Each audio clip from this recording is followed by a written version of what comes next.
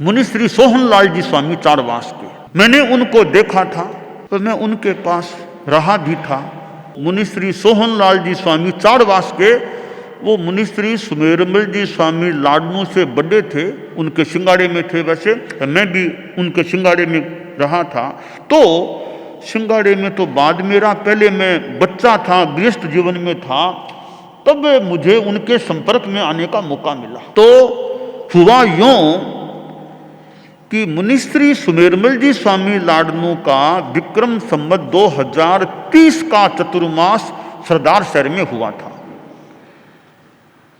और हम कई बच्चे, मैं अपनी बात बताऊं, मैं संतों के ठिकाने में जाया करता था। तो मुनि श्री गदैया जी का नोरा जो है सरदार शहर में, श्री समवसन, वहाँ उनका चतुर्मास था। तो मैं मुनि श्री के पास जाता। तो मुनि श्री सोहनलाल जी स्वामी चारवास ने मेरे पर बड़ी कृपा की।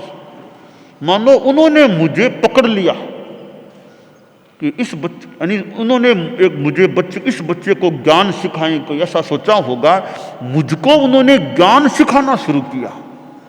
पाना की चर्चा, 13 द्वार, लघु दंडक, गतागत, 52 बोल, 62, अल्पाबोध, इधर फिर जैन तत्व प्रवेश का यह प्रथम भाग, थोड़ी क्रम प्रकृति, ऐसे कई ठोकरे मैंने कंठस्थ कर लिए। उन मुनिश्री की कृपा हुई मेरे पर कि मैंने ठोकरे याद कर लिए।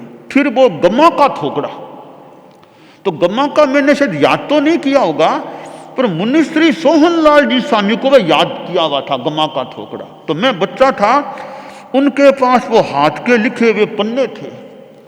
तो संभवतः मुझे फरमाया कि लो तुम पन्ने हाथ में लो, मैं बोलूं तुम मेरे सुनते जाओ, पन्नों से सुनते जाओ। यो मुझे गम्मा का ठोकरा, मैं उनका सुनता, वो पन्नों में देखता रहता। संभवतः इस तरह मैंने गम्मा का ठोकरा भी कुछ मानो एक तरह से स्वाधीन सा कुछ किया होगा।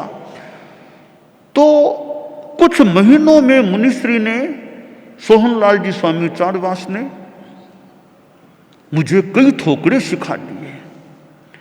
और फिर मुनिश्री ने मुझे 13 पंथ की दांडिया बतानी शुरू की। मैं बच्चा ही था, पर क्योंकि मुनिश्री सोहनलाल जी स्वामी चारवास घासीराम जी स्वामी के साथ रहे हुए थे। यह बोलारम है, मुनिश्री घासीराम जी स्वामी ने यहाँ बोलारम में चतुर्मास किया था। बहुत वर्षों पुरानी बात हो गई है।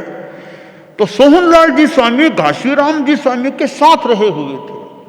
तो घासीराम जी स्वामी तो बड़े ऐसे तत्वज्ञानी, 13 पंथ के बात सिद्धांत आदि के।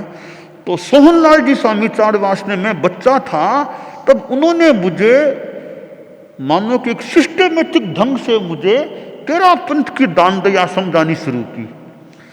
पता नहीं अनेक दिन लगे होंगे या कुछ समय लगा मुझे दांडिया, 13 पंथ की दांडिया क्या है, क्या सिद्धांत है।